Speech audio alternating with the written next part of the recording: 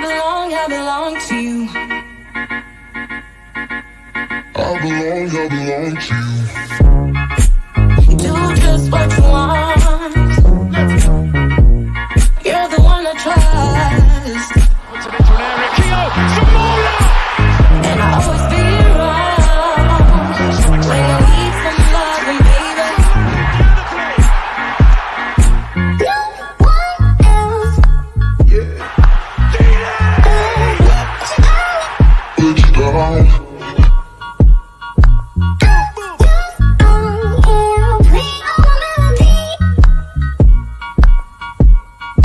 Sing all my melodies.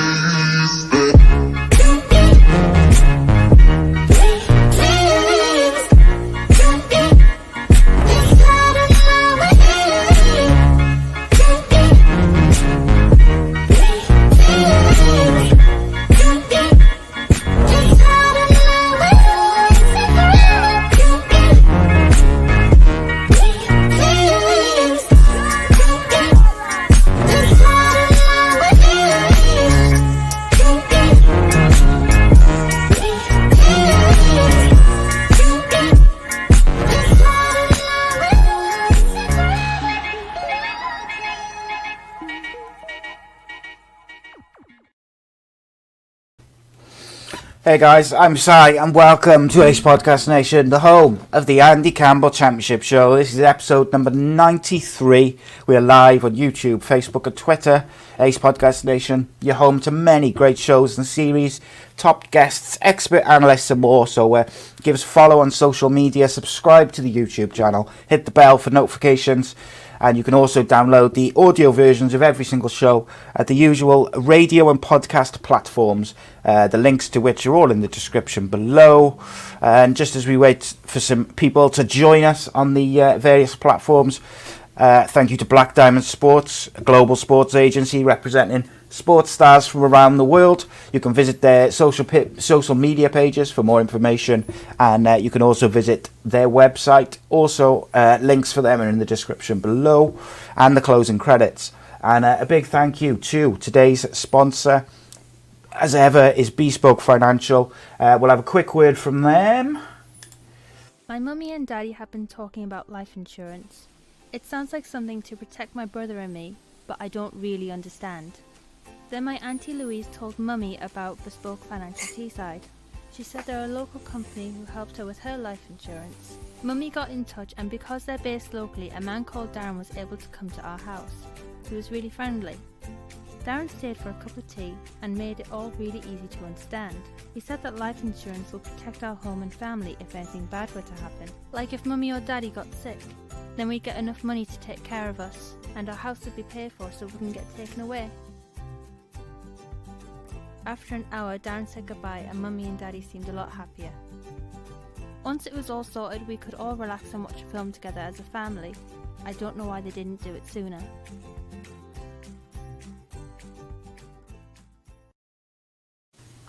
Yeah, big thank you to Black Diamond, Bespoke Financial. They specialise in life insurance, critical illness, income protection, mortgages and sports cover. Darren Ralston of Bespoke Financial is giving away a free will worth £140 with any new policy which is taken out. So please check him out. Give them a call and don't miss out on this incredible offer. He's looked after Andy for various policies over the years, including the injury cover, the critical illness. They are top of their field. They provide award-winning services. So get involved. Go and check them out. I'm sure you'll find something of interest. With no further ado, joining me as ever, the Fox in the Box, ex-Cardiff City and Middlesbrough striker, the speed demon, king of the over 40s, not under 40s, over 40s league. Those days are well gone. He is David Jones's favourite son, Mr. Andy Campbell. Welcome, buddy.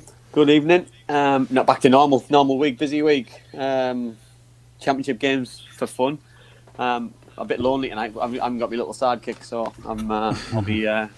I won't be getting the looks to the side which people notice.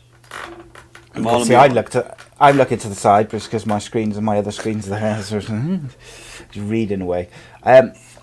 So yeah, it's been championships back. I'm glad the international football's gone because it's rubbish. One thing I probably will say is people complain about the amount of games, but to complain to the league about the amount of games, they should be complaining to the FA because it's the international games which are causing the backlog of games. You know what I mean? They're having midweek games and double games now, and then at Christmas time, obviously, we have loads of games. So there's no getting away from. December's going to be a busy month of football for footballers, even more so because of COVID. They probably understood that anyway. That's why they're running with more subs. That's why they're allowed to bring more people on. And I get that. But these meaningless, pointless friendlies have meant they've missed a Saturday and missed another Saturday and missed another Saturday because I'm sure there's been 3 already. So it's these 3 midweek games which they could have shared out towards. Listen, if it's a World Cup qualifier, Euro qualifier, proper game, it's got to be done. But for me, the championship's got to be spread out fairly because injuries, suspensions, overuse, wear and tear. You know what I mean? Injuries getting picked up left, right, and centre by certain clubs. It's having an impact already. Well, all 3 of those international breaks as well lasted 3 weekends, I think, or 2 weekends and 2 weeks. That's 4 games of football in the league which you've missed straight away, which you've got to fit in elsewhere, and it's frustrating, mate. It's frustrating. The championship's back. I wish it wasn't now. So let's go back to international football. But yeah, well, we'll get onto that, I suppose, if we have to. But before we do, a bit of any other business, championship style. Wayne Rooney says he might not play again. So initially it was him, Liam Rosnier, Shay Given and Justin Walker in charge for Derby as a joint leadership type thing, in interim leadership. They lost 2 defeats. And now Wayne Rooney is in charge from Saturday on his own. Well, not on his own, but he's got the final say. I don't know. He says he doesn't know if he'll ever play again. And to me, I almost feel like that's a bit of a sad end to his career after he had such a good start for Derby in January. It's kind of fizzled out a little bit, hasn't it? There's certain issues for me, Si, which I don't understand. I don't get it. So first of all, Derby sacked a manager, probably rightly so. Justified. There was the evidence behind it was correct because results judged that he's massively underachieved. So there's the first point. The second point is, are they going to give the job to Wayne Rooney? So I don't see the point in not giving him it. If new owners come over and don't want to give him it, then he goes back and plays or he goes elsewhere. You know what I mean? He's not going to get sacked because he's Wayne Rooney. So let's put that one there. He can go and be assistant manager or a coach. So he's still in a good position. I watched Derby very closely on Wednesday night against Middlesbrough. Wayne Rooney's picked a team apparently by all accounts. Wayne Rooney's picking the formation. Wayne Rooney's picking everything about it. So Wayne Rooney picked himself to be captain. That's one thing I would never, ever, ever have done. So basically, you're putting yourself under severe pressure. You know what I mean? Surely there's another player in that group of players who he sees as a leader. He sees as somebody to take responsibility. Why does he need to pick the team, run the team on the pitch, take responsibility all over, and still play a full 90 minutes? But I disagree with you there. So I tell you why. If he's going to play, he's got to be captain. One, because of who he is, but also two, is what's the point in having a captain on there? Because if your manager's playing alongside him, it doesn't really matter what the captain says. If the manager says different, then you need leaders all over the pitch. And what I saw on Wednesday night, don't get me wrong, they haven't got a leader. There's a zero leader. So when Rooney, you've just said there, Wayne Rooney's thinking about not playing, so he's got to pick a captain straight away. Yes. Yeah. So if he's got to pick a captain straight away, then he had a captain anyway. So if he's got a captain anyway. They have a leader running the changing room. Have a leader running the warm up. Have a leader. Well, I do this, that, and whatever, and I can pick team. I need to take spot. Steve McClaren has just gone in as technical director apparently, because Steve was there in the stand, which I don't get that as well. Because is he there to support Wayne Rooney? Is he there to help? He looked very anxious for what he saw because it was a very worrying performance. You know what I mean? On paper, they've got a decent group of players, some good big name players, some players on probably good wages, good contracts, and they're massively underachieving. And they need to be very careful, by the way, because they're behind the side who finished with -6 points. Yeah, that's very worrying. Is Wayne Rooney Derby's club captain? Well, I don't know because I didn't think I didn't think he was. You see, 'cause he wasn't. He wasn't obviously the season he came in because they already had someone, that didn't was, That was a defender who obviously got injured in the car crash. They obviously had other players. Tom Huddleston was captain the season when Wayne joined as well. So sometimes it's a difficult one. When you're manager, to give yourself even another role and another responsibility for me is just a pointless exercise. I don't agree with it, and it could just take the pressure off him, because I found it hard when I first got into managing. I was a player manager, and when I didn't play, I could go in the changing room after the game. I could have a right go at anybody I wanted. When I played, I couldn't go in and have a go at anybody because straight away you set yourself up for, well, what about you? Well, he made a mistake which led to the goal, I think, didn't he? And Geraint said the same thing, didn't he? I think Wayne Rooney made a mistake for one of the goals or a goal. So it sets you up, doesn't it? Because if you make a mistake which leads to a goal, you can't really go in and dig out your defenders for X, Y, and Z when it's your fault the goal's gone in. I did want to ask you a quick question, though. Not necessarily championship related, but related to what we're talking about. Player managers never really worked, obviously, because there's so much to do on both sides. It's difficult. So I wanted your opinion on why it doesn't work, which you kind of touched on a bit there, but also if you could think of any who did it successfully over a long period of time, say more than 6 months. Brian Robson did it at Middlesbrough the first season he went. So in 1995, did he do that for a full season? Yeah, he played every single game for Middlesbrough and still managed the team, picked the team. But I'll be honest, I thought it was in the Championship, but the Championship back then was a poor standard. Yeah, Middlesbrough had unlimited money. They bought Jan Fjortoff, Neil Cox, Alan Miller, Uwe Fuchs, John Hendry. They had Clayton Blackmore. They had a star-studded side, and Brian as well stuck himself in the middle of the park and bossed the midfield. You know what I mean? So it's difficult for me to compare that and say that because I watched most of the games home and away, and it was like men against boys all the time. So it's like Brian Robson the year before was playing in the Premier League winning side, and then all of a sudden he's playing in a for me a mediocre Championship, but for a very good footballing side and a very good side who was always going to go up that year. You know what I mean? They ended up winning the league quite comfortably, so it was always going to happen for me. So can I think of anybody else? I don't think Leslie just said Zidane. I assume he's talking about player managers in football, but did Zidane do it for a bit? I think he might have done it for a little bit, but we're on about being successful and doing it. For me, managing happens from within and in the changing room, and for me, I think the only way to be really successful is to do one or the other. I think sometimes you look at Frank Lampard. Could Frank have still played? Yes, he could. Could John Terry still play? Yes, he probably could.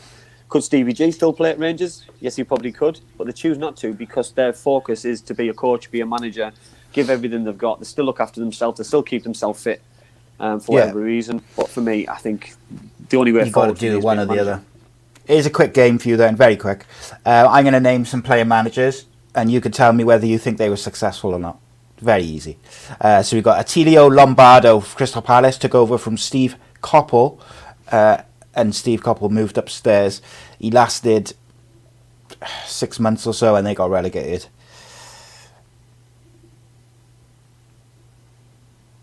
Oh, your sound's gone, mate. You muted. Yeah, my sound went there. Couldn't hear a word of it.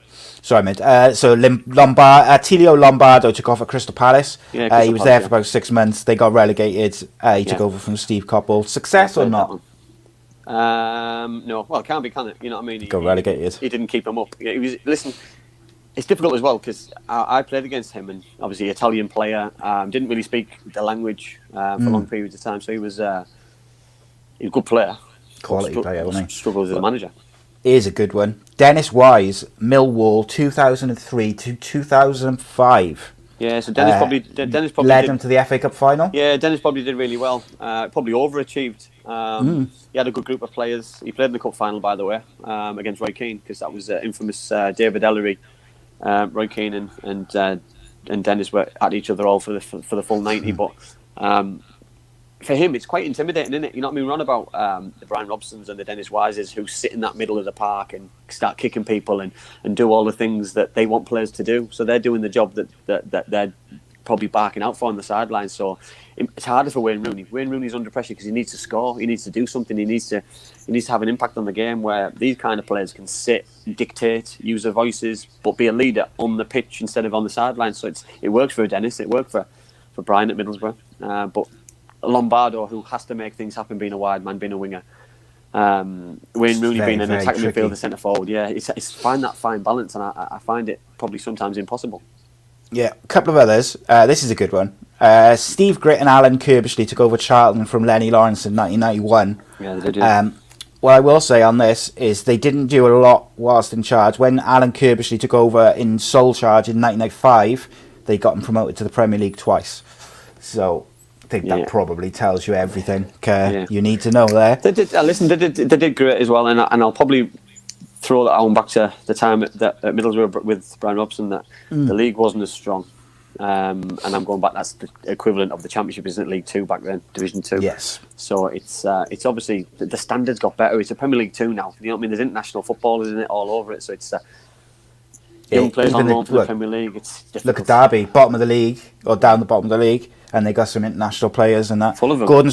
Gordon Strachan, Coventry, 1996. Yeah. Did an alright job. Yeah. John Toshak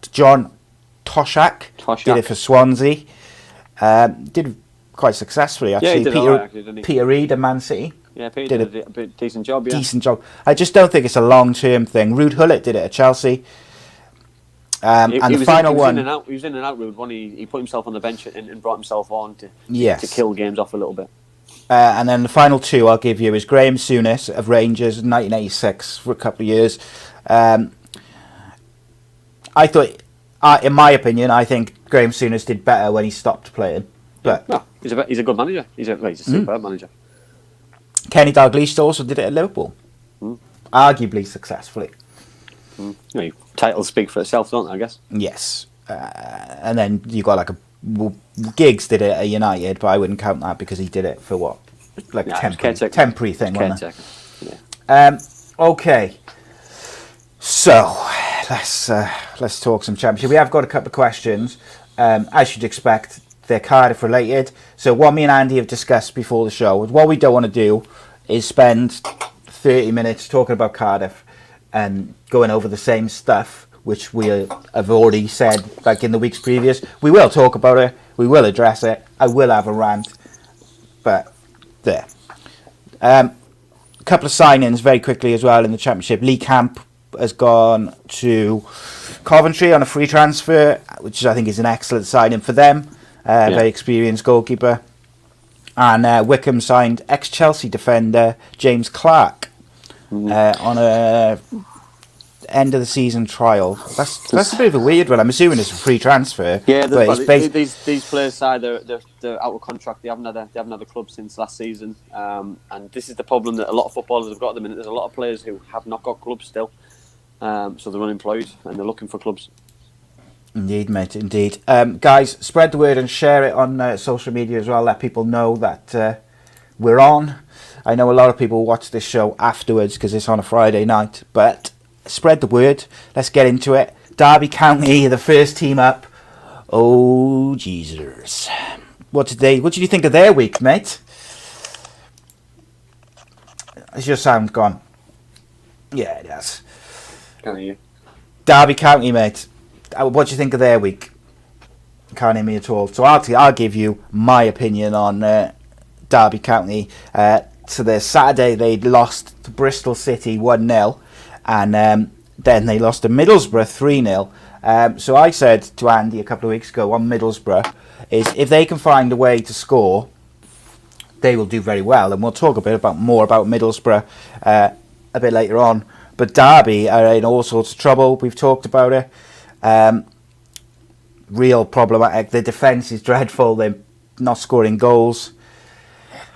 And I worry for them. You're never too big to go down. And at the moment, Derby look like they could be going down. And let me know what you think, guys, about Derby. Are they too good to go down? I think they will ultimately stay up. But I do think they could go down if they don't get their arse in gear because they're dreadful all over the pitch. Right, Right, mate. Can you hear me now? I can now, yes. Hear me now. Derby County, mate. We've touched on them a little bit. They've had a dreadful week. Are they too good to go down?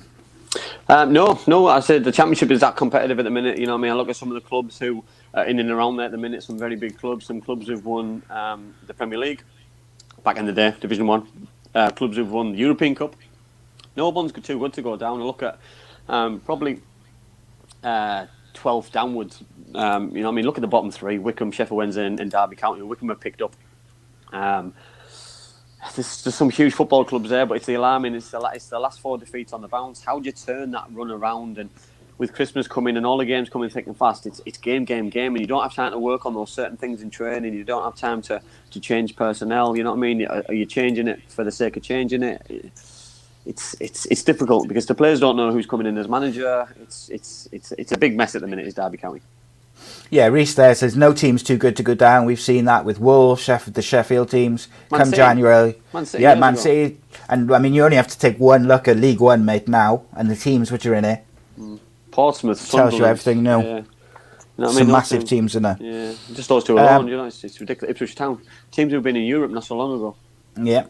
And then the next team we've got is Sheffield Wednesday, mate. You mentioned earlier that they were on the minus points. They are slowly clawing them back. What did you think of their week overall? Poor week. Obviously, a defeat and a draw. But I think there's a bigger picture with Sheffield Wednesday. You're always going to be lacking confidence because players are no different to fans that look at the league table, and you look at the league table and see the bottom of the league. And you know, what I mean, their season massively picked up when they went from 12 to 6 overnight. You know what I mean? I don't think it should have happened. I think that the punishment still should have stood, but they've given themselves a lifeline by picking up some good points. You know that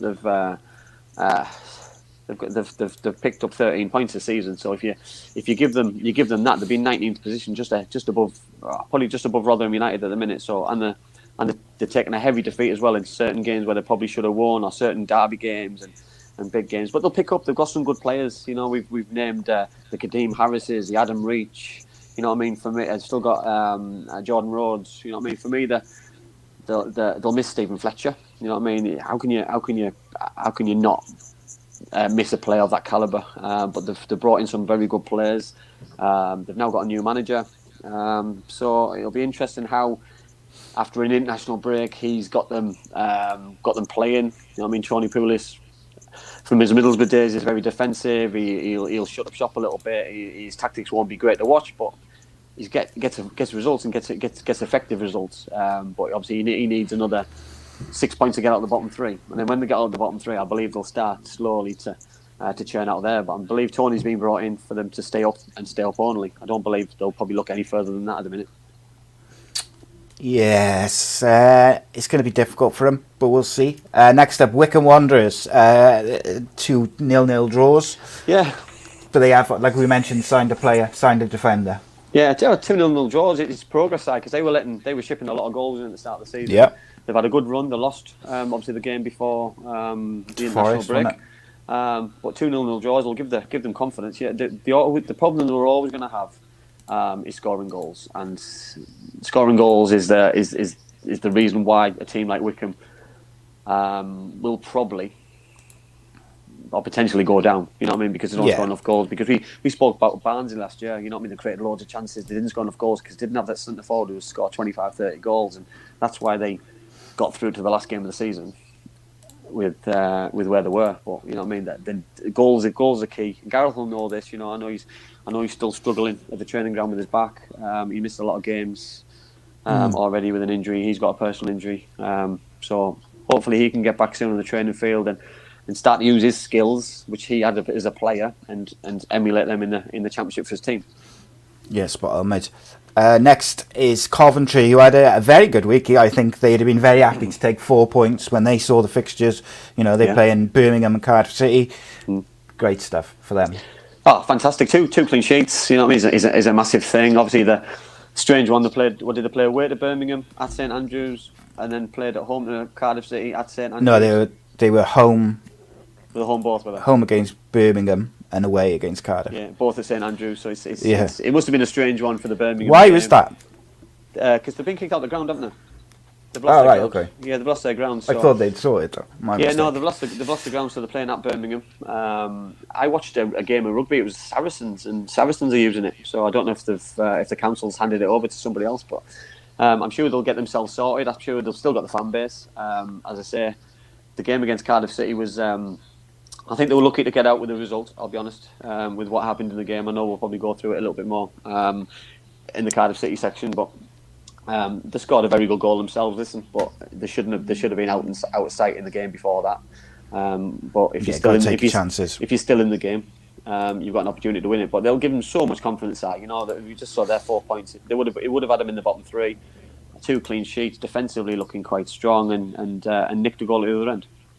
Mate, they should have beaten Cardiff comfortably. They had 11 shots on goal. And sorry, was it 11 or 8? But my mistake. But they had some good 11 shots on goal. They had some really good chances.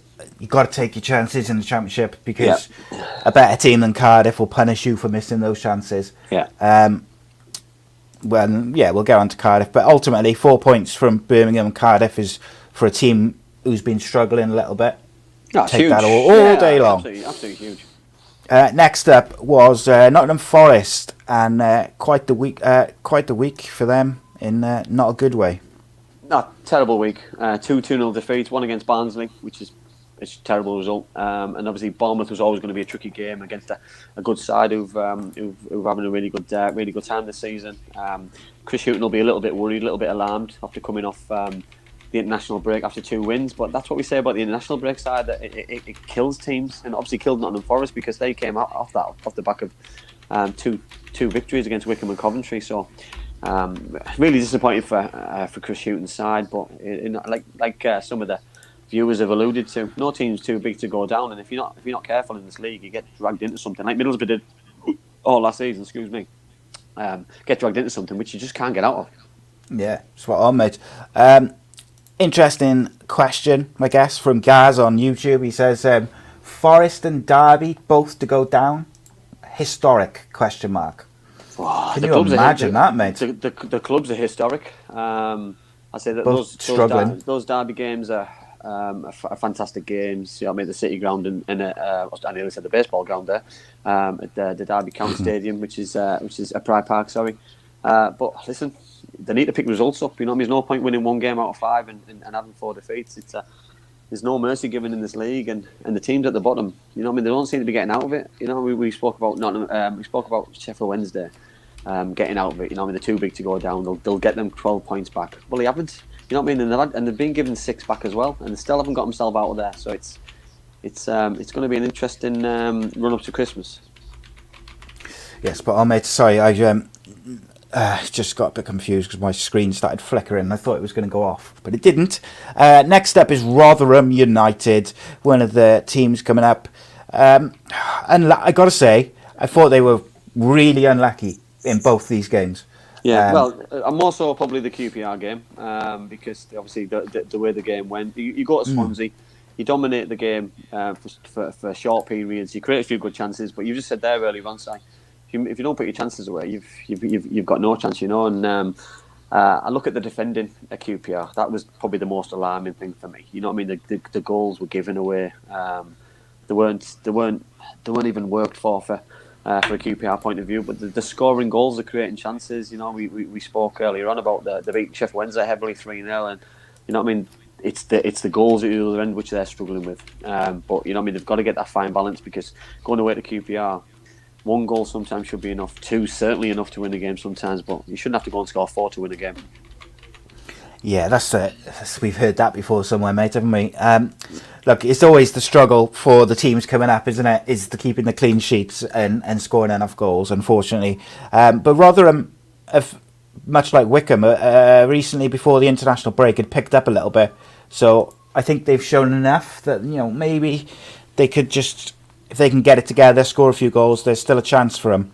I think the crowd's affecting someone like Rotherham, because Rotherham have been probably so looking forward to getting to the Championship and playing in front of these big crowds, these big stadiums, and then all of a sudden it just hasn't happened. And gutted for their players, the fans, the staff. You know what I mean? It's heartbreaking because their ground would have been rocking every week, so it would have given them such an advantage. Small stadium, but yeah, it's the same for everybody. Yes. Oh, Jesus. Here we go. Next up, Cardiff City. I'm going to let you go first before I say anything. Compose myself to make sure I don't swear. Disastrous week. Started against Wycombe Wanderers. Against Millwall. Again, you go 1-0 down. You've got a mountain to climb. You know what I mean? The goal they give away against Coventry City by overplaying. You know what I mean? I spoke there about Rotherham. You know what I mean? Not being able to defend right. But what about a team who plays quite a direct style of football? Overplaying in certain areas. I just don't get it. You know what I mean? Listen, I'm a friend of Joe Rawls. I'm a big Joe Rawls fan. You know what I mean? But as a manager and as a coach, don't give him the ball. If he shows for it, it's a decoy. Just pass it over the top of him. You've got a big target man to hit with the ball. You know what I mean? You don't need to give stuff away and overplay in the wrong areas. You know that Kiefer Moore scored his goal like he always does. The manager changed the formation again, which must be. Gratzel must be pulling his hair out and not understanding what he's done wrong, what he's doing right, what he needs to do, what he doesn't need to do. It just must be so frustrating for the players to not know where it is. Jacob Murphy played, but played with one man up front, which for a winger, it's not what he wants. He wants two men in the box. He wants. There's so many things to pick holes of. You know, the tactics at the minute are wrong. They look a far cry and far shadow away from last season. Defensively, they're gifting goals away. They're not keeping clean sheets like they have done in the past. It's so frustrating at the minute. Yes, it is. So, here's my problem. Me and you both been calling for him to play two up front. Great. When I saw the team sheet initially on Saturday, I was like, fantastic. Moore and Glatzel up front. And then I realised who the wingers were. And I was like, well, that was pointless, even before the game, because I've talked about Junior Hoylett numerous times already this season. In his day, fantastic player. He hasn't got the legs anymore to go down the outside, beat the fullback and put a cross in. So he's putting no crosses in. Harry Wilson is predominantly not really a winger, so he's not putting no crosses in. So any crosses which Cardiff try and put in are all coming from Joe Bennett, who, you know, I really like. I'm a big fan of Joe Bennett, but he can be a bit up and down sometimes. And then when you've got players like Murphy on the bench in that game, Ojo on the bench in that game, White on the bench in that game, if you're going to play the two strikers up front, you have to have wingers who are going to put the ball in the box. Marlon Pack, he gets a lot of criticism for slowing the game down. He does slow the game down. He does go side to side, but if he's got no one to pass to, what's he supposed to do? The Coventry game, again, change of tactics. So none of those players know what they're doing. And like you say, with Jacob Murphy, great. I'm glad he's in there because he should be given, and I know he gets a lot of criticism from fans, play him 4 or 5 games, get him in there and let him see what he can do, because he's one of the wingers who will do something out of the ordinary for us. But overall, tactics are all wrong, team selection's wrong. The players, I tell you what, everyone's blaming Harris, rightly so, because I think his selection and his tactics have been all over the place. Josh Murphy, sorry, not Jacob Murphy. His tactics have been all over the place, but I don't think the players are playing for him. They seem like they've not down to tools. I think that's too strong, but they're not busting a gut for him. They don't look like a team which is playing to keep the manager in a job. And everyone I've seen in the comments, people are saying sack him. I agree, but I don't think the club will. But then you can say it from another side, because I look at it as if he does get the sack and loses his job, he's only got himself to blame. You know what I mean? Instead of going, right, listen, we're going to do this for the next 5 games. So we're going to give it a go. We're going to go Murphy on one wing. We're going to go Gavin White on the other wing. We're going to go 2 centre forwards bang up front. We're going to pack the 2 midfielders with 2 lads who are just ratting around.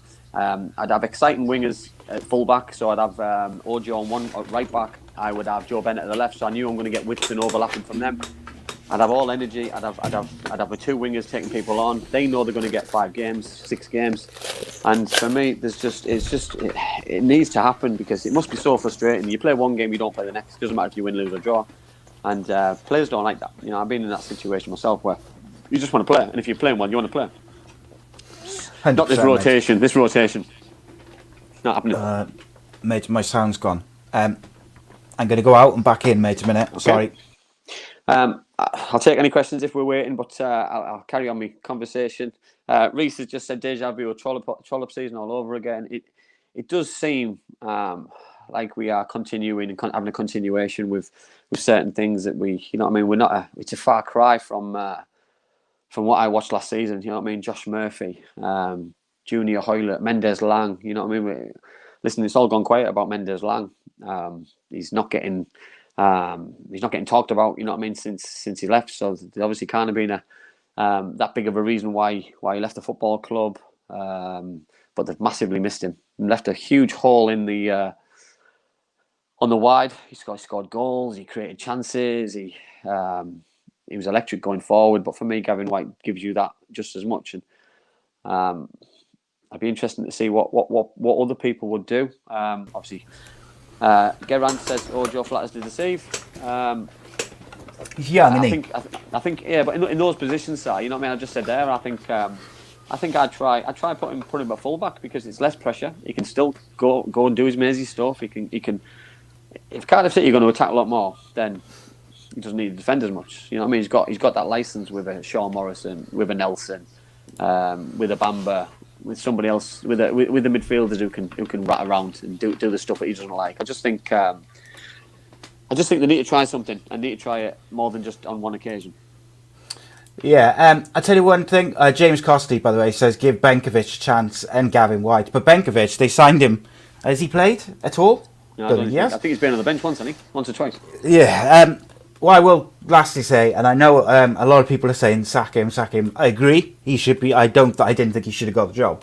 However, I don't think the club want to spend the money which it'll cost to pay him off and then get someone else in. So what you'd be looking at is I've seen people like in the comments now, Eddie Howe.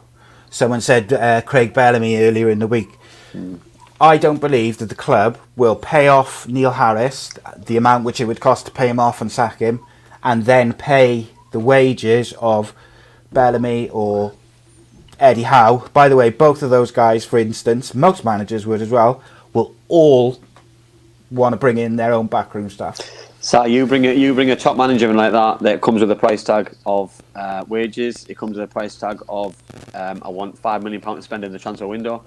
You know what I mean? They've shown they don't want to spend that though, mate, haven't they? Really? You know what I mean? You can't. It just can't happen. You know. I don't know what the best thing is. You know, it's so frustrating for everybody. Sorry, mate. Just before I go to that question from Andrew, I'm going to put a question to you. If you're in charge of Cardiff City, does Neil Harris make it to Christmas?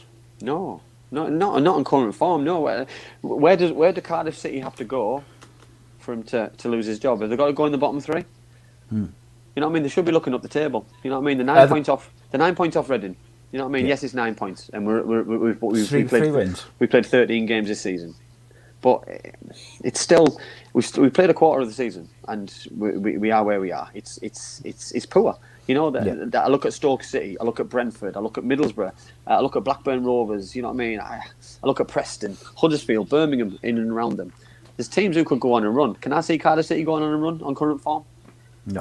I don't see them scoring 2 or 3 goals a game, which they need to at the minute to win football matches, and it's such a shame because they've got such a talented group and.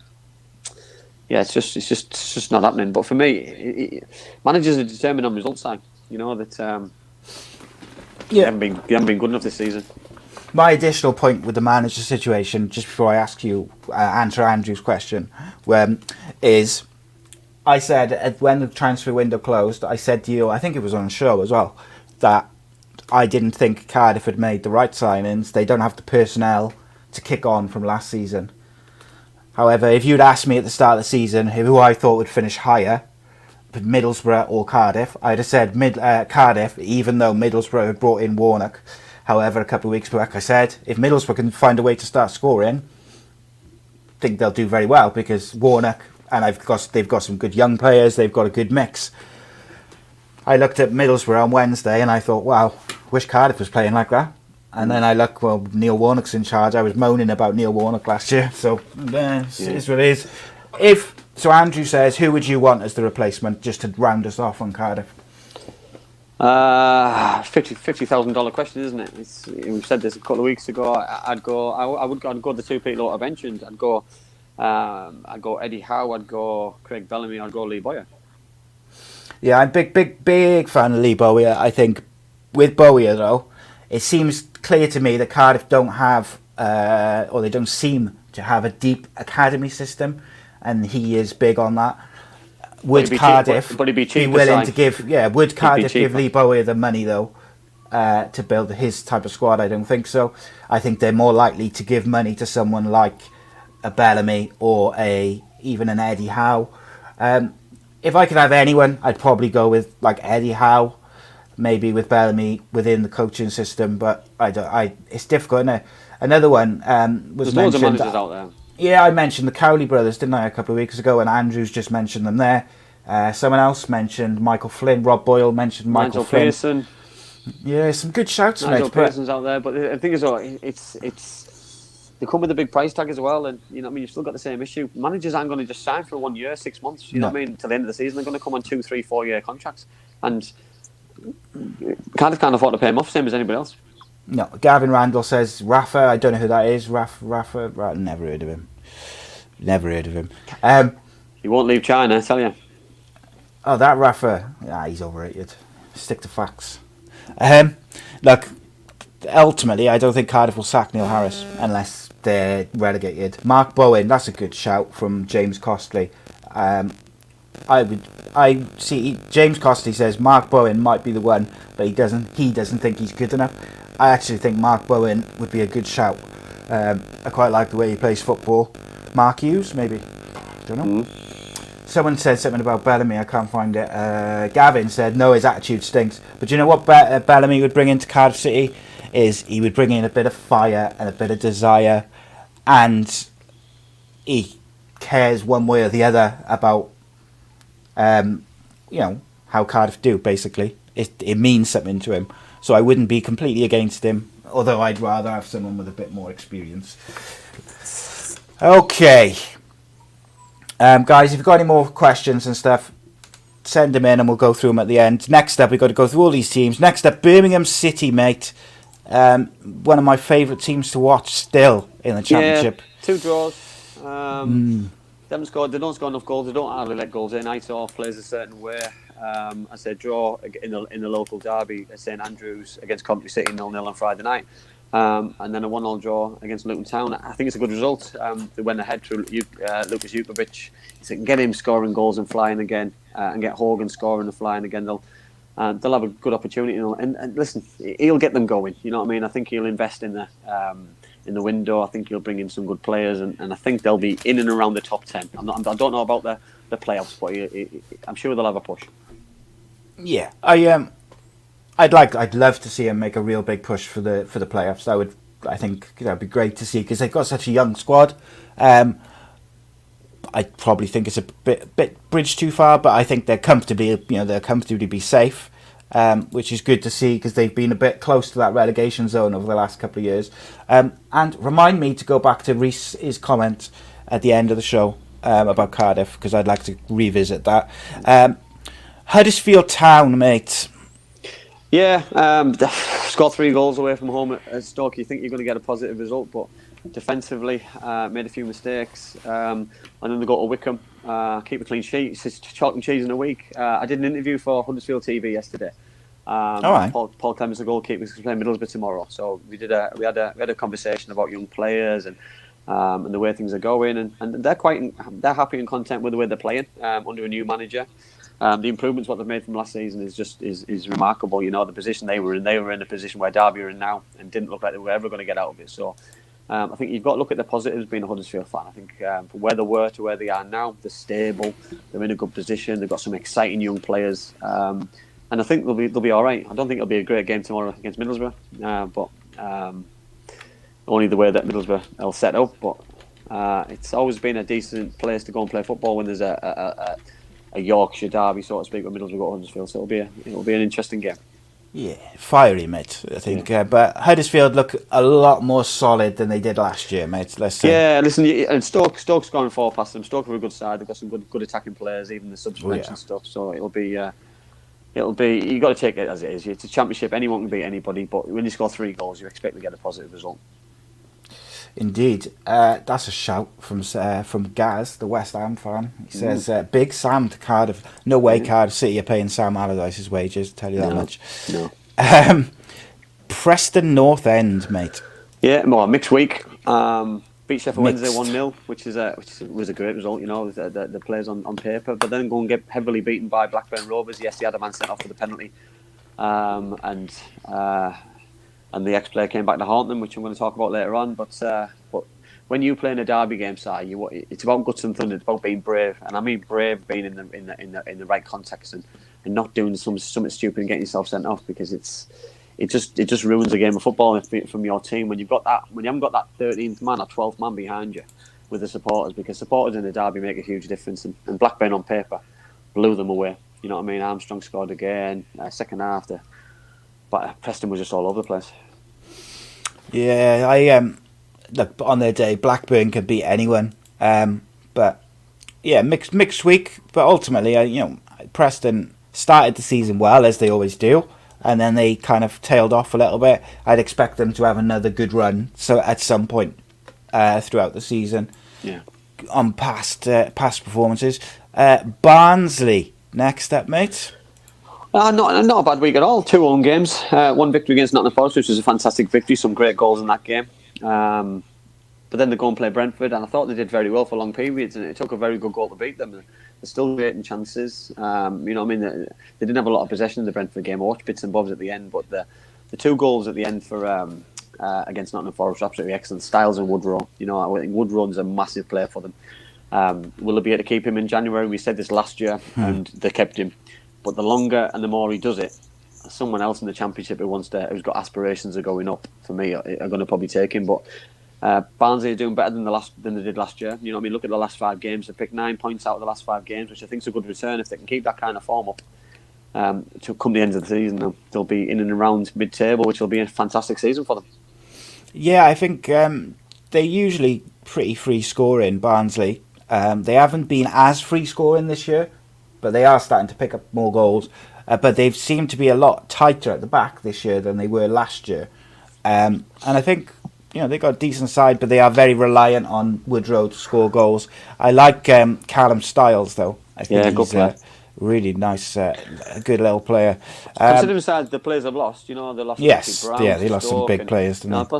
They lost their main attacking threats, and you know what I mean, to replace them with lesser names, to give them an opportunity. You know what I mean? They're doing really well, so I think it's work in progress for a club like Barnsley, and the managers have lost as well, because they've lost some managers who've done well. He moved over. Did he go to America or something? So it's difficult to start all over again all of the time during the season with a new manager. Yeah.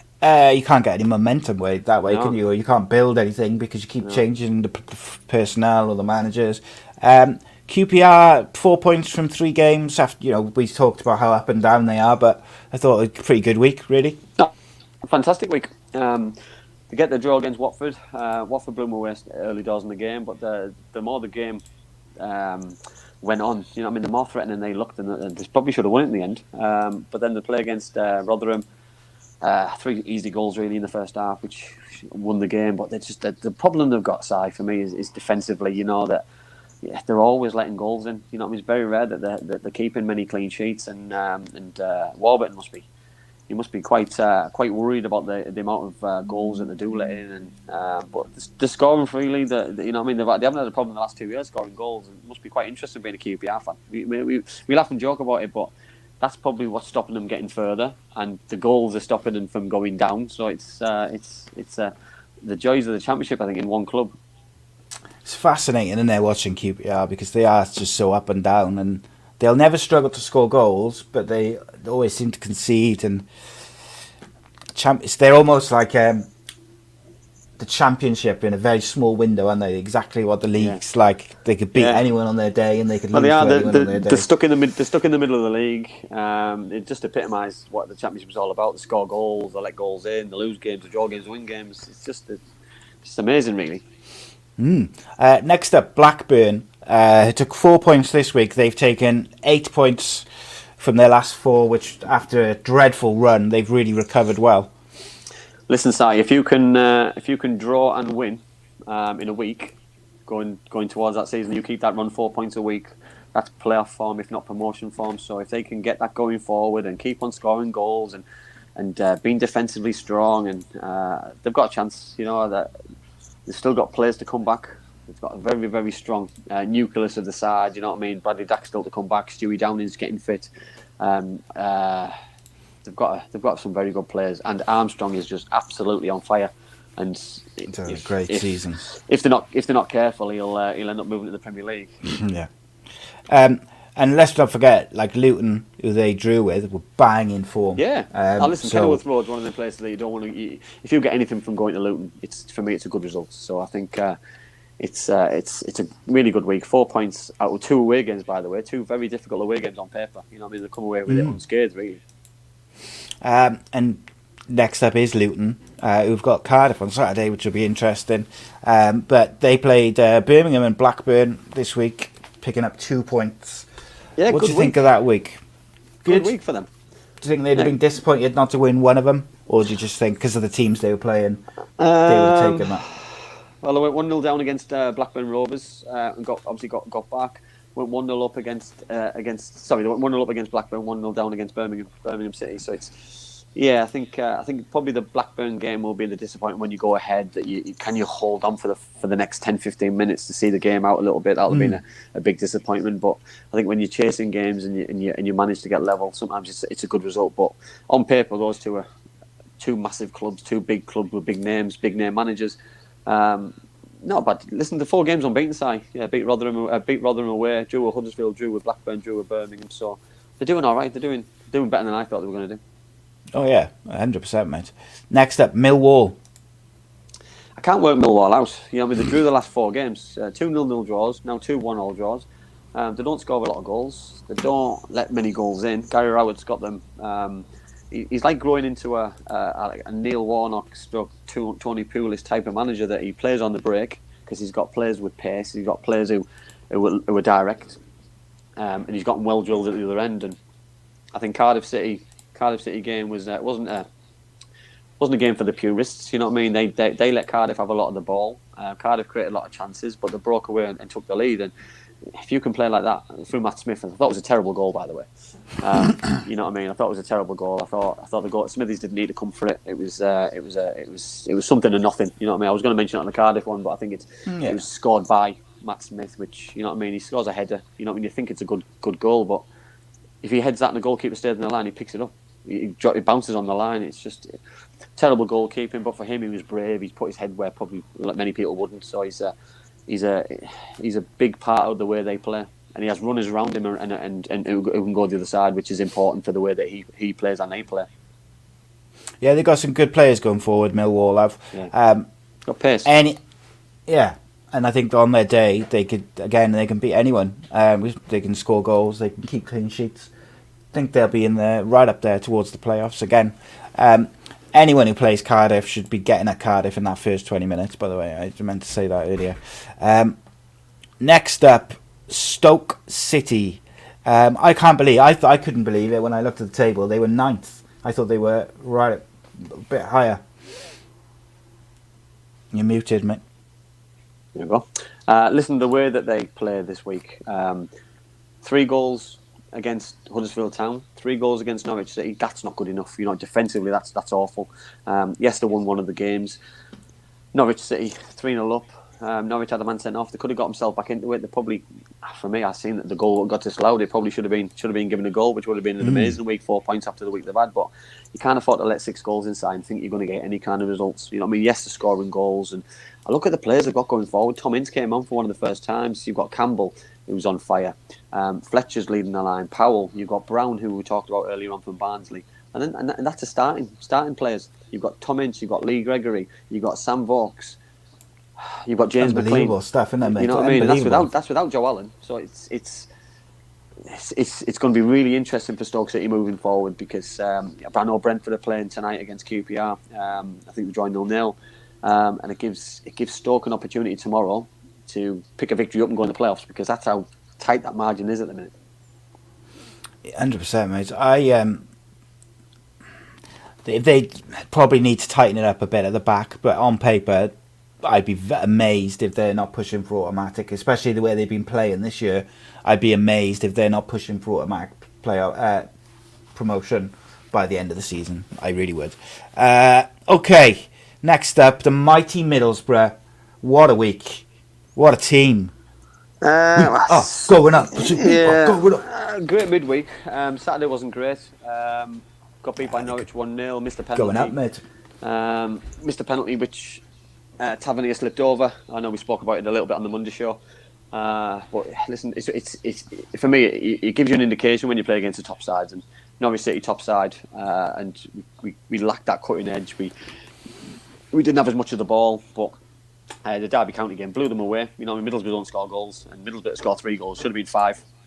And tomorrow I'm on about going to Huddersfield, then you play Swansea, Stoke City, Preston, and then Christmas is coming up, so it's a big month for Middlesbrough. If they've got any aspirations about being in and around there, I think you've got to finish Christmas in the top 10 to be anywhere near the playoffs, because we're going to be playing about 12 games up to Christmas, the way that the league's going on at the minute. So it's going to be a telling month for everybody. They've got players coming back from injury.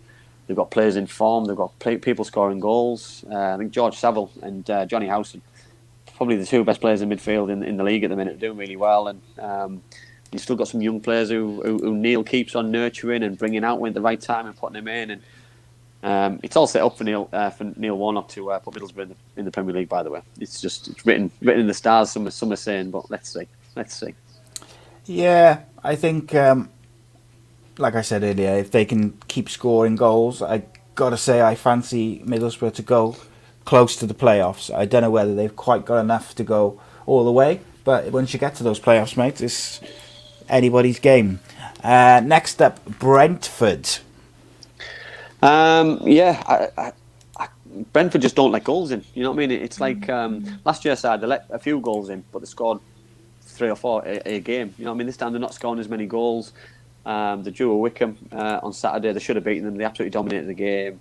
Barnsley again dominated the game, and I thought it was going to be the same outcome. But Ivan Toney popped up with a goal from a set piece, which again, you know what I mean. Again, he's been the saviour this season. He's been a fantastic signing of the season for me, without a doubt at the minute.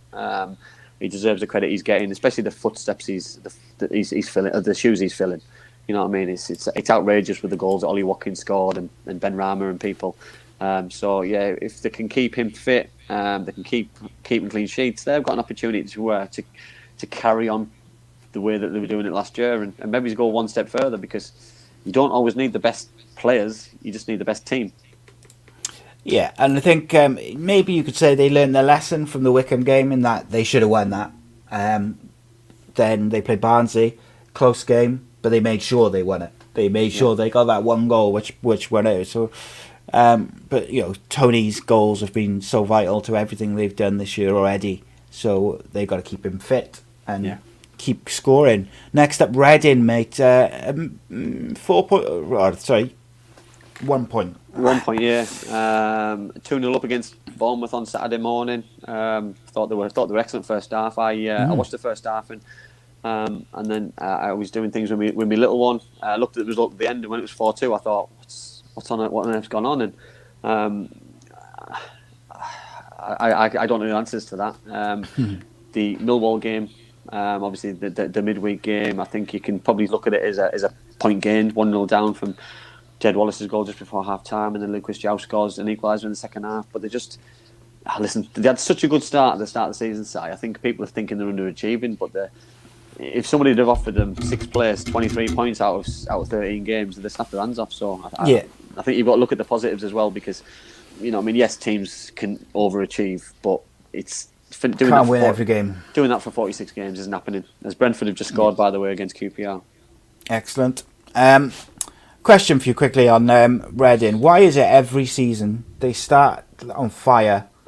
They start the Championship season on fire, and then they just do fade away just before Christmas, and then they'll pick up again towards the end of the season, most likely. Why do you think that is? Because it's the same pattern Season after season. I've got someone who will know the answers to that, who's going to be on the show in a couple of weeks, so we can save that question. So somebody can remember that question, and someone will be able to answer that firsthand. Who's a current player for Reading, but I don't know, Si. I don't know the answers to it. Is it overconfidence? Do you go into games thinking that you're not going to lose, and then all of a sudden you lose, and you're so scared about being able to turn it around? I've never been in that situation where I've started a season like that. I've never seen anybody start a season that well and then fall off a cliff. And never do anything with it, really. Yeah, I know. Like, I think 3-4 seasons they've done it now, and they've never gone on and really done something with it. One thing I probably will say, it's a good job to start well, because if they didn't start well and they still had the bad run, they'd be in trouble.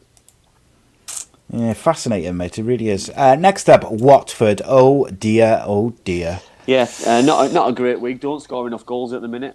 Troy Deeney's back. Is he still on the bench though? Did he? Yeah, start? He came on at half time against QPR when they were already 1-0 ahead.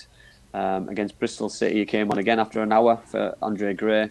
I don't know why he's not playing. He's been so vital to the way they play for so many years. Is he playing to get away? Is there no room for him because the manager likes two younger players in Andre Gray and Pedro? He likes more pace. I don't know the answers to these questions. In my opinion, I would play all three. I'd have Pedro behind because he's neat and tidy on the ball. I would have the two forward. I just go for it. Just go for it. The teams who are successful in this league are the teams who just go for everything. Leeds United went for it and got promoted. West Brom in the past, they've gone for it. You know what I mean? I just think sometimes you want to see teams going for it. What I don't understand with Watford is like Troy Deeney has been so vital to the way they play successfully over the last 3, 4, 5 years, whatever. But like particularly the last couple of years where he's been their kind of talisman and people have played off him. And they've done very well with it. And then all of a sudden, this summer, something's gone on, and he's now almost like surplus to requirements. I know he's not getting any younger, but has that much changed from the end of last season? Well, the way I look at it, is if the club don't want him, he's in contract till the end of the season, so he's not going anywhere. So play him, use him, and then get rid of him in the summer. If he thought he was going to get away in January and it didn't happen for whatever reason, and he hasn't kept himself, or he didn't train with the group, and now he's only just starting being implemented back in the group, then that's fine. But then you've got another window coming up, so is that going to happen again? So he's not going to go up towards Christmas? It's a weird one, isn't it? Yeah, it's a strange one. You know what I mean? Because I know how passionate Troy speaks about Watford Football Club, and you know what I mean, his family, Watford fans, and this, that, and whatever. So I'd be very disappointed if he didn't want to play. I don't think he comes across as that type of player. No. But you do never know what players are saying behind closed doors. Is it an injury? He can't play? I don't know. If he's on the bench, I've always said this, and I think we discussed it before. If you're if you're fit enough to be on the bench, you're fit enough to play. Yeah. Because you could come on after 2 minutes, couldn't you? Yeah, totally agree. Geraint Cole says apparently he's causing trouble. So yeah. Next up is Troy, come on and explain, please. Yeah, absolutely. Next up is Swansea City. Yeah, I said a few weeks ago, Si, they're doing something right. I don't know what they're doing right, but they're doing it right, and they're doing it. Got a good manager, mate. Yeah, they're doing it right. Listen, they don't score as many goals as Swansea normally score, but they're still creating chances. They deserve to beat Rotherham. Scored a very good goal with Grimes, who impresses me all the time. By the way, I think he's having a really good season. They're creating chances. Sheffield Wednesday, I think, obviously 1-0 down, so scoring with half an hour to go. You probably take the positives out of it and see it as a point gained. 4 points out of 2 games. It's a very good return, Si, and you see in 5th place now, because obviously Brentford have just overtaken them. So it'll be interesting moving forward this week, because they're obviously away at Nottingham Forest tomorrow, and then they go to Middlesbrough as well. So it's going to be an interesting week for them. Yeah, one thing I forgot to mention earlier when we were talking about Cardiff is the managerial quotes coming out from Neil Harris. And then what I really enjoy about Steve Cooper is I like the way he plays football. I like the way he goes about his business. I like the way he conducts himself. But I also like he's very honest in his post-match analysis. He doesn't kind of trot out cliches and make no sense. Like if they're rubbish, he'll say not good enough, and he'll say why. And I kind of like that about a manager who doesn't get bogged down in trying to not say the wrong thing, if that makes sense. I liked how flexible he was. You know, what I mean, I watched the derby. Was it last year with the Boro draw at 0 at Cardiff City? Yeah, Stadium? they drew You know what I mean? 0-0 in the first game, didn't they? And the way that he made sure that it was the worst game of football in the world. That he decided that he was going to kill the game. He was going to frustrate, and he changed his tactics. But the second game, you know what I mean, he didn't. He went for it. He attacked. So Cardiff weren't expecting it and got caught. You know what I mean? Unfortunately, the result. You know what I mean, goes against you. So you know what I mean. Sometimes almost like, mate, you should have a plan for whatever team you're playing against. Really, isn't it? It's like almost like that's what he your does, job or something. Yeah. Amazing. Next up, Brentford. We've already been around Brentford, haven't we? Bristol. Yeah, sorry, mate. That's because the league table's the league moving up, as we're speaking. Yeah, sorry. Yeah, apologise. Yeah, Bristol City. Bristol. Good week, decent week. 2 clean sheets. Beat Derby County on Saturday with a late-ish goal. I won embarrassing by trying to pronounce him the goal scorer. You know, he sometimes annoyed me when he scores because I just know I can't pronounce him. But I'll try. Shall I? Dihedu. Win 1-0. I think you're probably expecting it on paper, and then a decent result against Watford. You know, we won about Watford's attacking prowess. You know what I mean? But Bristol City are in the same vein for me, Si. You know what I mean? The attacking players that they've got, Dihedu there, Patterson, even players on the bench. You know, they've got players who can't get in the squad. Naki Wells, Chris Bunt, Chris Martin. You know what I mean? Andrews Wyman. They've got an unbelievable opportunity, Bristol City, this year to be successful. Naki Wells never seems to really start. He doesn't seem to play very much of the full season. He seems to every time he plays, he seems to score, but he doesn't seem to score enough. Doesn't seem to play enough to get those goals, if that makes sense.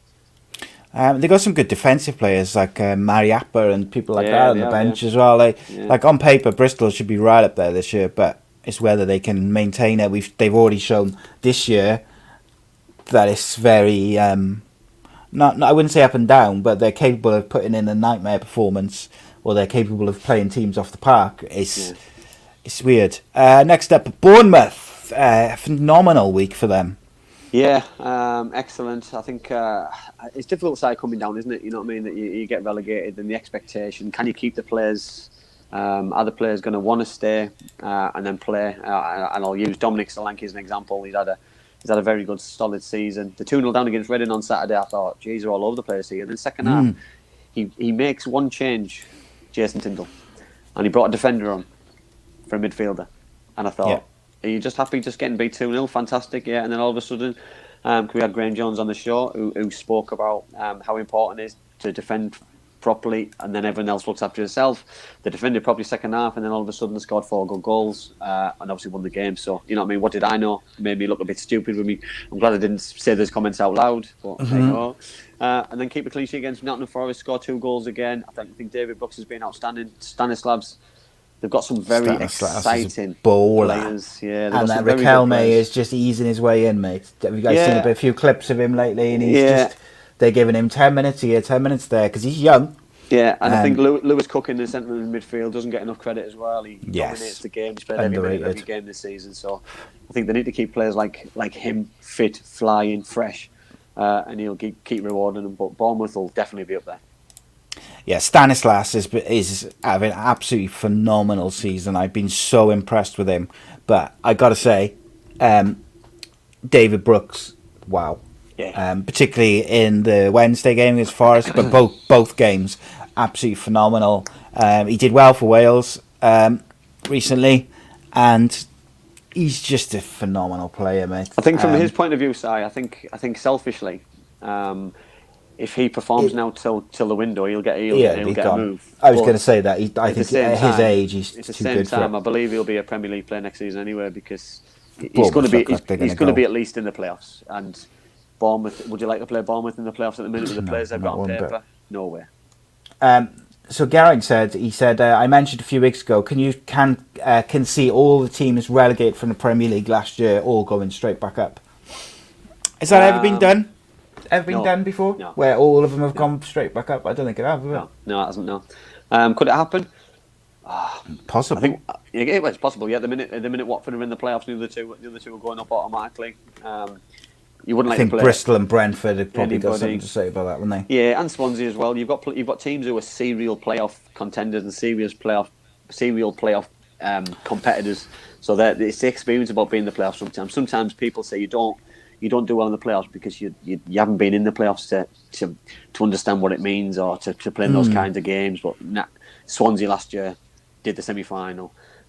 Brentford did the semi-final and the final. So this year the players they'll have the experience moving forward to playing big games. Yes.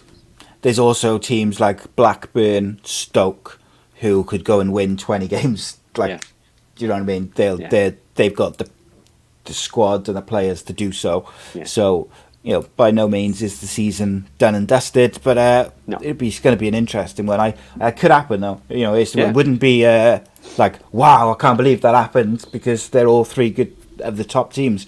And then finally, to wrap us up, mate, Norwich City. And what did you think of their performances this week? Different, very different. Middlesbrough was pretty dull, but they got the job done. They scored a penalty with It's 10 about minutes results, to go. mate. Yeah, and then they go to Stoke City, blow them away until they're sending off. But they still got 3 points. It's about winning games, and the manager at the minute he's doing really well. But for me, he did a great job in the Championship anyway to take them up. So. It was the Premier League was a little bit too far, and obviously with COVID and no fans, it had a negative impact on the football club and on the playing environment. But at the minute, 4 wins out of 5 games. It's phenomenal form, and it's Championship winning form. Yeah, they're churning out victories as well when they're not playing well. Like Stoke, they didn't defend very well, but they churned out the victory. Middlesbrough, they didn't play very well. Middlesbrough, and they got that. And one of the reasons for that, I think, is that Pookie started scoring in the last month or so.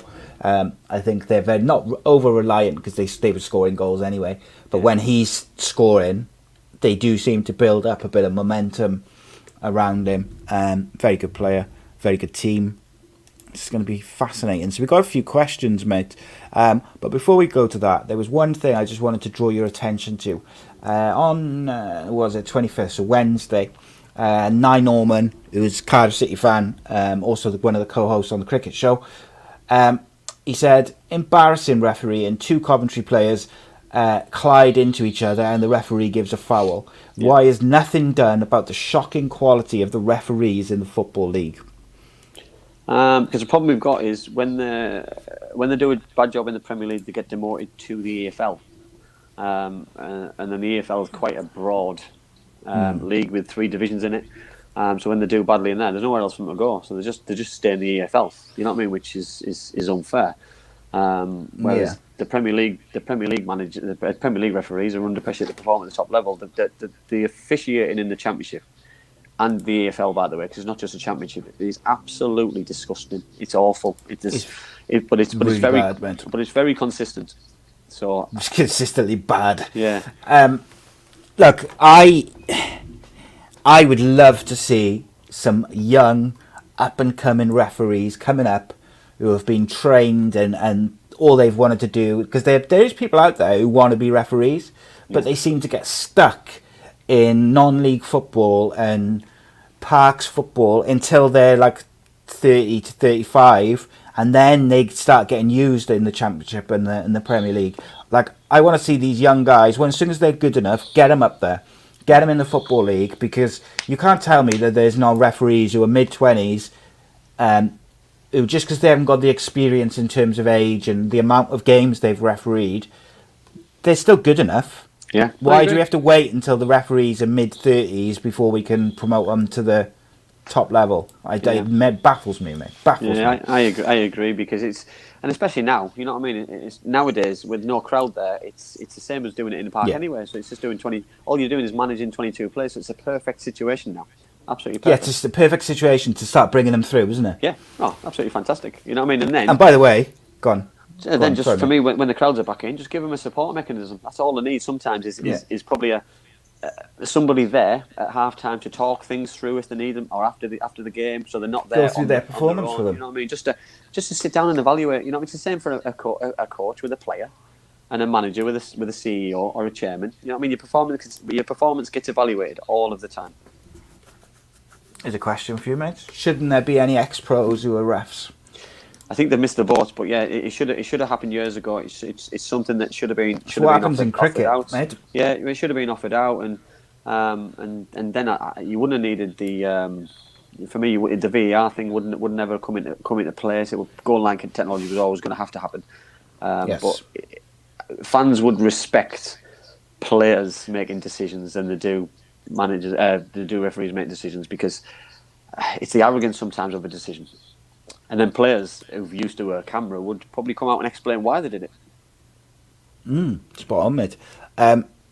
Okay, so before we do the couple of questions, I want to ask you a question. Diego Maradona, what do you feel when I say his name and ask you to speak about him? It's funny, because I seen loads of social media posts. I took my time before posting anything myself. Just because I wanted to read what everyone else thought. I had my own judgment of things, and I saw loads of positive, which is fantastic. I also saw loads of negative as well, and loads of people who are still bitter about what happened. I saw some disgraceful tweets in '86 and stuff, and Italian '90.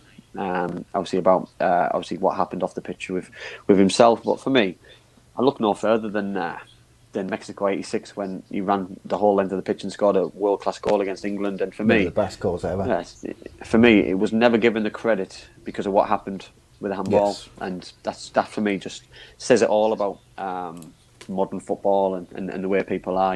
That Peter Shilton. Very.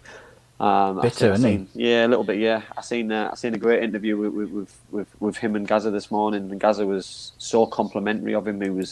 But Gaza had been with him personally in Italy. Well, yeah. You know what I mean? So when you're with somebody, you see a different side of them. You know what I mean? Whereas that game, listen, would I have thought differently if that happened in a World Cup quarter final like it happened to them? Possibly, I don't know, but it's so many years ago now. You know what I mean? And let's be honest, it's not like we're not talking about someone who's had an accident here. We're not about someone who's lost a life. So you know what I mean? Let's put our issues, our grievances behind us, and just forget about it. Remember what a great player he was. And listen, remember how many players he got, how many kids he got into football, me included. Do you know what I mean? Yeah. For me, Si, remember the good, and remember that football would be nothing without him, and also what he's leaving behind. And listen, he's not even that old as well, by the way. So 60. You know what I mean? So there's a bigger picture. You know what I mean? He's still young in terms of, you know what I mean? He's a dad, he's a granddad. You know what I mean? So it's family and things which gets overlooked sometimes, which he's leaving behind. Yeah, I just think people should just look.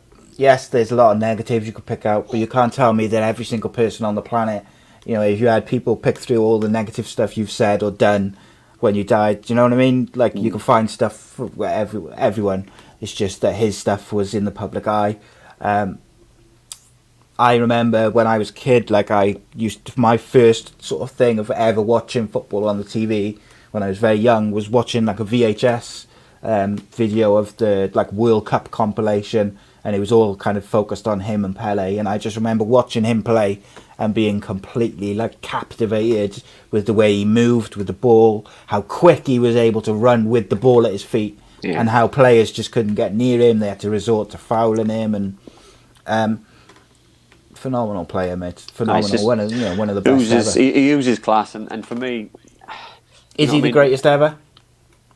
I think I would have loved to have seen Pele play. You know what I mean? I was lucky enough to see Maradona play on TV, so I can only say, obviously, the opinion that I can give. You know what I mean? From seeing somebody live. So out with the three, which obviously we're talking about the two recent ones now. For me, he could still play now. So yeah, I'd say yes.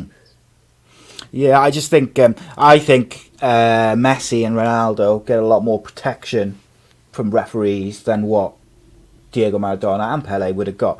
They got the crap kicked out of them over and over again. But they did in one game I watched. Was it Italian '90, wasn't it? When Italian '90 when Maradona just kept getting up. Cameroon. Yeah, he got kicked just to kept death. getting up, kept asking for the ball. Him and Caniggia got kicked to death that game, and there was about 3 or 4 red cards. And to get a red card back then, it was a big issue. Yeah. And what I loved, and like Ronaldo, in fairness, Ronaldo and Messi do it as well now, is he got kicked, he'd go down, he'd get the free kick, he'd ask for the ball again, and he'd do it again and again, again and again. Sign of a good player. Phenomenal, mate. Phenomenal. Okay, let's get to these questions. And Reece David Evans said earlier, when we were talking about Cardiff, but he came through after, he said Neil Harris said he wanted to change Cardiff's philosophy, and then signed a load of players that suited Warnock's style. How can we be sure if we did sign Eddie Howe that he would be allowed to sign his own players? Because you've obviously got that transfer committee, which Mehmet talked about when he came on the show. That's supposed to include the manager, mind. So, and Neil Harris, up until recently, the last player they signed, I think it was, or one of the last players, he kind of made out as if he wasn't aware of it. But before that, he seemed very happy with the players who were coming in. Difficult one to, unless you're fully involved in it. I believe if you're a manager and you're going into a club, you've got full control of who's coming into the club. You know what I mean? You give them a list, and anyone on that list who comes through the door, you're happy with. You know what I mean? It's difficult to work with somebody who you're given as a player. You know what I mean? Because you've got to then try and find the right place for him, right hole for him. But for me, I don't believe football's run like that. You know what I mean? Cardiff City's very professional. You know what I mean? All the players. Kiefer Moore fits the way that Neil plays, so he was obviously a target, and you've seen how happy he was bringing him in. I listened. The Mendes Lang one for me is a big. It's left a massive hole, massive hole, and whatever knows why he's left still. That's what I mean. If whatever happened, you know what I mean. Has he gone anywhere else? No. Was it a sackable offence? Whatever's happened, because you know what I mean. It's left a huge hole. Yeah, and they didn't really replace him. They didn't have a chance. Did they? No. My thing with him is, like he said, he wanted to change the philosophy. But if anyone's watched Neil Harris when he was at Millwall, him and Warnock play a very similar style. It's like for like. They set up not to lose, etc. I'd argue that actually Warnock is probably a little bit more attacking in terms of the way he plays. Like Neil Harris sets up not to lose. I'd say Warnock is just very organised and defensive, but he does like play quite direct football. Is where it is, I guess. Where was it? There was another really good question and I can't find it now.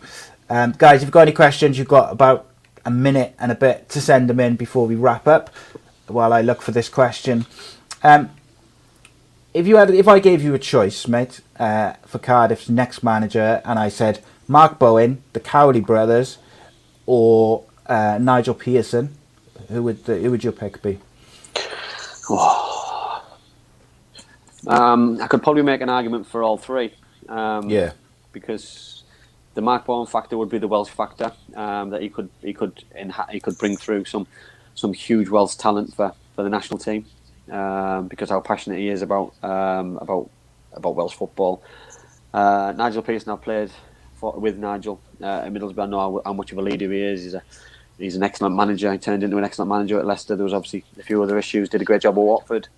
And I love the Cowley brothers. I love them. They were on Soccer AM last Saturday, one of them was, and just the way he talks, you know what I mean, how humble he is, and he's not scared about making mistakes. I'd like to see somebody like that, because he's got fresh ideas. He's been hurt, he's had his fingers burnt, but he's ready to get back on that horse and see where the journey takes him. Because you know what I mean, I think he did a decent job at Huddersfield. You know what I mean, from where they were from when he took over to where he left them, to get the sack after that West Brom victory, I just thought it was very unfair. Yes, it definitely was. Leslie asked, "What's the top behind you?" Earlier on. That's my Cardiff City hat-trick shirt against Oldham when I got a pie thrown in my face. I mix them up, by the way, so I've got probably about 6 or 7. Yeah, he asked where the Boro one's gone. Yeah, I do vary it. I could try to vary it if I remember. But yeah, I will mix it up. So Leslie, don't worry. I'm not I'm not trying to upset people, even though I am getting a bit of stick, by the way. I got a bit of stick at the weekend by saying I'm a Cardiff fan, not a Middlesbrough fan, because I said Middlesbrough's penalty shouldn't have been a goal, but take it on the chin. Yes, absolutely. Right then, mate. What's your first up for our 2 up, 2 down? My first up is Dominic Solanke. I think he's had a great week. He's had a great season, but I think he's had another solid week. A goal against Reading. So yeah, he gets my first up. My first up is David Brooks. Absolutely phenomenal week. He's been outstanding since he's returned for Bournemouth. And just, he is both on the ball, off the ball, his movement, everything has just been phenomenal. And Bournemouth very heavily rely on him as a player. Our second one, mate? My second one is Tyrese Dolan from Blackburn Rovers. Scored against his club that released him last year, Preston North End. Did a great celebration. Did a front flip or back flip, whichever he did. Easy. A little bit Mate. like Ernie. But Easy. no, nice to see a young player getting rejected by a club, but coming back stronger straight away and just taking it on the chin and just moving on. So I like that. Keep going, keep fighting. Love it. My second up is for the first time this season from me is Tony Brentford. I know you've given it to him a couple of times, but mine not necessarily because he scored a load of goals. He scored 1 goal, which won a game 1-0, a game which they should have won comfortably and they didn't. And I just thought, great, what a great, he is the talisman from great scoring goals, but he scored important goals, and I like it. Yeah. What's your first down? My first down, I'm going to surprise everybody here. So my first down is Neil Warnock, and I'm going to explain why. It's not just Neil Warnock as in Neil Warnock. He's doing a great job at Middlesbrough. He had a little bit of a rant at the referee after the game against Norwich, and rightly so, because the referee had a poor game. We spoke about referees and spoke how poor they are. But having a go at a referee after he disallows a penalty for getting a double kick, it's not the right time to do it, you know what I mean? Because it looks like, and fans then believed that he was talking about that goal. He wasn't on about the goal. He was on about, you know what I mean? But sometimes managers coming out and being frustrated and sometimes just need to just take a little step backwards and just understand that people are going to follow suit, you know what I mean? Fans are frustrated because they should have beaten Norwich, whereas he was extremely frustrated but didn't get his point across about the referee being poor, apart from one decision which he got right. And the only decision he got right in the whole day was the thing what cost them the biggest point was the goal.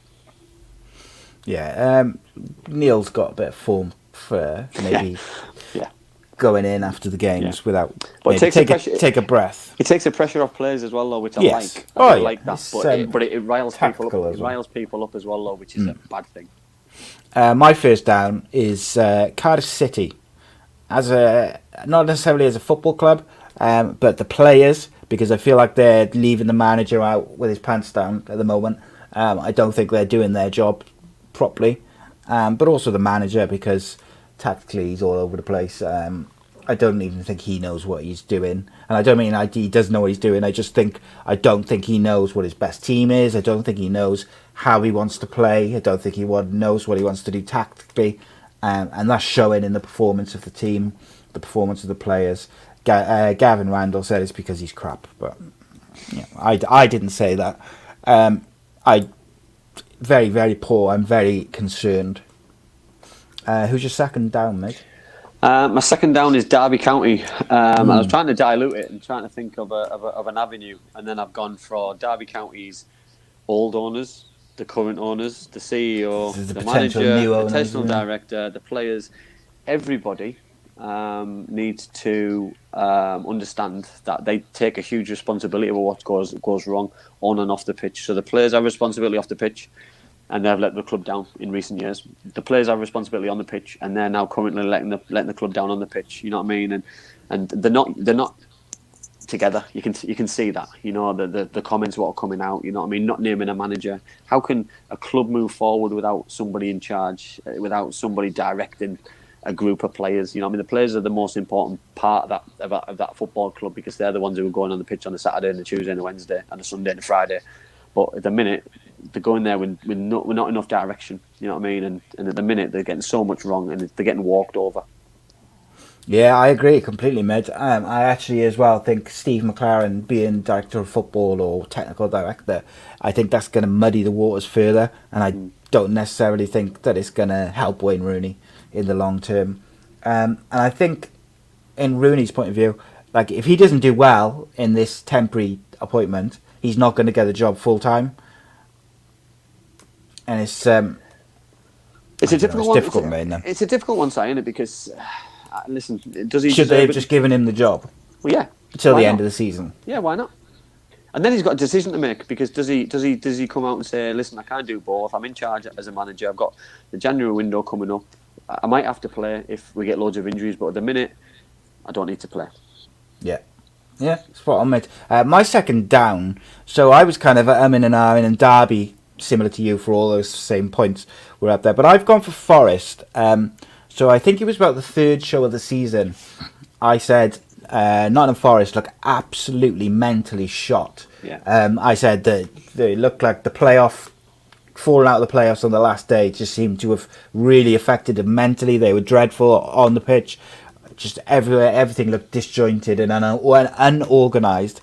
Then they got a new manager and they looked a bit more together for a couple of games. And now they look all over the place again. They need to get it together. They're a massive club. But just because they're a massive club, same as Derby, does not mean they will not go down if they don't get it together. And I look at the performances of Derby County and Nottingham Forest at the moment, and it's relegation performances and form. They are all over the place. Yeah. And I worry for them, mate, because I love a bit of football history and stuff. And, I grew up with teams like Forest and Derby being top teams. And it saddens me to see the state they're in at the moment. I totally agree, Si. You know what I mean? It's not nice, is it? And I think they've had so many problems and so many wrong decisions at the top level. You know what I mean? New owners, they've given jobs to people which, you know what I mean? The foreign managers will come in thinking they're going to do a good job. For me, is the managers who know the league and the managers who get the most success and get the best out of the players, and that's been proven. And you know what I mean? The Tony Pulises, the Neil Warnocks, you know what I mean? The Neil Harrises. The English managers and the managers who know this league inside out are the ones who are getting the success. Spot on, mate. Okay, so I think just double check there's no more questions. Leslie asks what tier I'm in come December the 2nd away from football. Do you know what? I have no idea. I pay no attention to it anymore because Wales Online should be ashamed of themselves for the way they've behaved in 2020. It's absolutely disgusting, and the rest of the media is not much better. I've had enough of it. I rely on my missus to tell me where I can and cannot go. Yeah, well, I was just about to say that. If anybody can tell me what I'm allowed to do next week. Leslie says you're in tier 3, whatever that means. At the minute, and Wales doesn't have any tiers, I don't think. I can't do anything anyway at the minute because I'm locked down till Tuesday. So if anybody can tell me on Tuesday morning what I can do and where I can go, please, it would be appreciated. Write me some rules. Write me some rules down and tell me what I can do. Give me some rules. Tell me what I can do. Someone asked, I've lost it now. Oh, Rob said, can you give us a clue about Monday's guest? Yes, we've got. We will have a guest. That's all I'm going to say to you. As always. Be someone.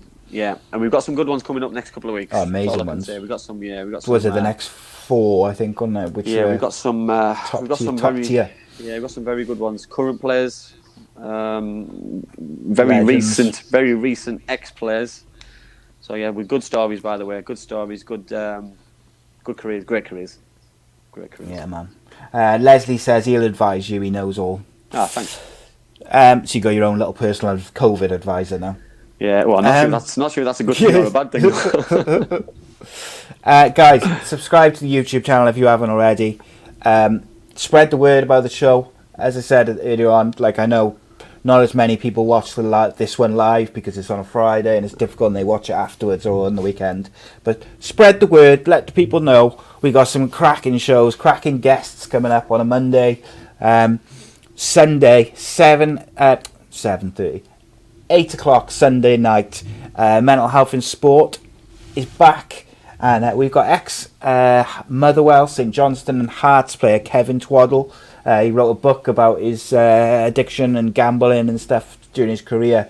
He was highly, highly rated, and he had a very successful career in Scotland. He told us a little story about when he met with Neil Warnock to make a move to Sheffield United back in the day, and it was like on big money, and he was all agreed, and he left, went back to Scotland, and changed his mind. But his fascinating conversation, fascinating subject, really honest account, and just phenomenal. I played against him, Si, when I went up to Scotland. So He's I think he was a really highly rated by all accounts. Yeah, he's a good player by all accounts. Mm. And I got to say, mate, absolutely fascinating story. Really, really interesting stuff. That's out on Sunday at 8 o'clock. Check it out.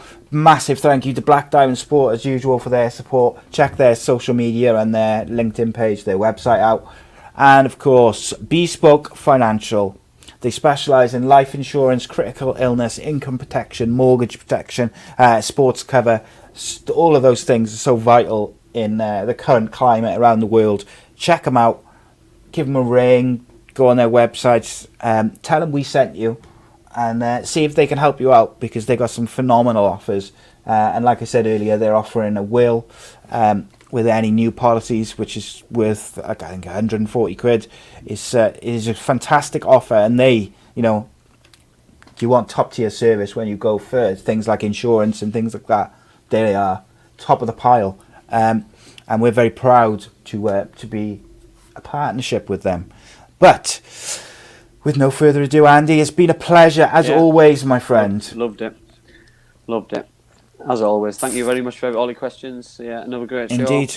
Let's hope the championship brings better results this some week. much needed points for certain clubs, and some goals for the rest. We might be talking next Friday, mate, about Neil Harris being sacked. Yeah, you never know. Possibly.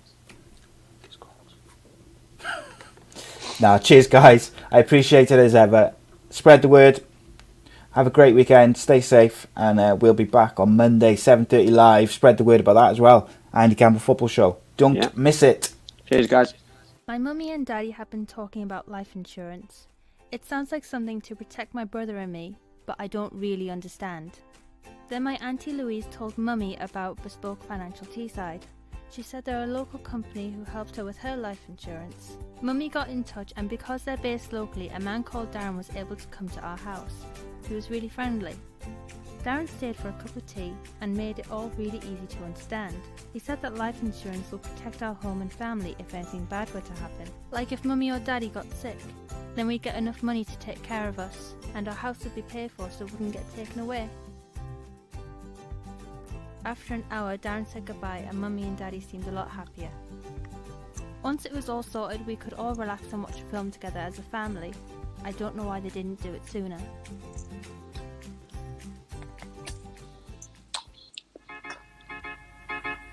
I belong to you. I belong to you. Do just what you want. You're the one I trust.